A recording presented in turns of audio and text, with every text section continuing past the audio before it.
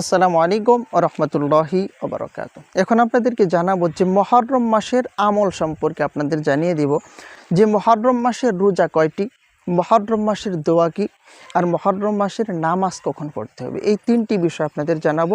তো প্রথমে মুহররম মাসের রোজা কয়টি? হাদিস থেকে আমরা জানতে পারি যে মুহররম মাসের রোজা হলো দুইটি। রাসূল সাল্লাল্লাহু আলাইহি সাল্লাম আমাদেরকে দুইটি রোজা রাখতে বলেছেন ইহুদিদের বিরোধিতা করার জন্য। রোজা মুহররমের দুইটি রোজা কিন্তু আমরা রাখবো, মুহররমের 9 তারিখ, 10 তারিখ, অথবা 10 তারিখ, 11 তারিখ, অথবা এই আপনি যদি 2024 সাল হিসাব করেন তাহলে এই 17ই জুলাই কিন্তু 10ই মুহররম, হয় 16 তারিখ 17 তারিখ, না হলে 17 তারিখ 18 তারিখ। মুহররম মাসের দোয়া কি? এই মুহররম মাস অত্যন্ত ফজিলতপূর্ণ একটি মাস। এই মাসে আপনি যে কোনো দোয়া কিন্তু আমল করতে পারেন। বেশি বেশি আল্লাহুম্মা গফিরলি ওয়ারহামনি ওয়াহদিনি ওয়ারযুকনি ওয়াআফিনি, এমনকি ইউনুস আলাইহিস সালাতু ওয়াস সালাম মাছের পেট থেকে যে রক্ষা পেয়ে যে দোয়া পড়েছিল, লা ইলাহা ইল্লা আনতা সুবহানাকা ইন্নী কুনতু মিনাজ জালিমিন, তারপরে ফাস্তাজাবনা লাহু ওয়া নাজ্জাইনাহু মিনাল গাম্মি ওয়া কাযালিকা নুনজিল মুমিনিন। তারপরে বিভিন্ন দোয়া কিন্তু রয়েছে, রব্বির হামহুমা কামা রব্বায়ানি সগীরা।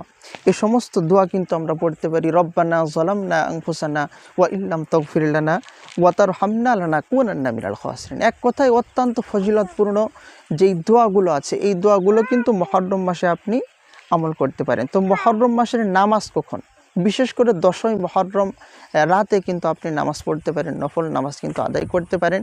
এই মুহররম মাস 10ই মুহররমের দিন কারবালার প্রান্তরে ইমাম হুসাইন রাদিয়াল্লাহু তাআলা আনহুকে কিন্তু শহীদ করা হয়েছিল। তো এই মুহররম মাস কিন্তু যুদ্ধ বিগ্রহ সব কিছু করা নিষেধ। এই মাসটাই ফজিলতপূর্ণ মাস।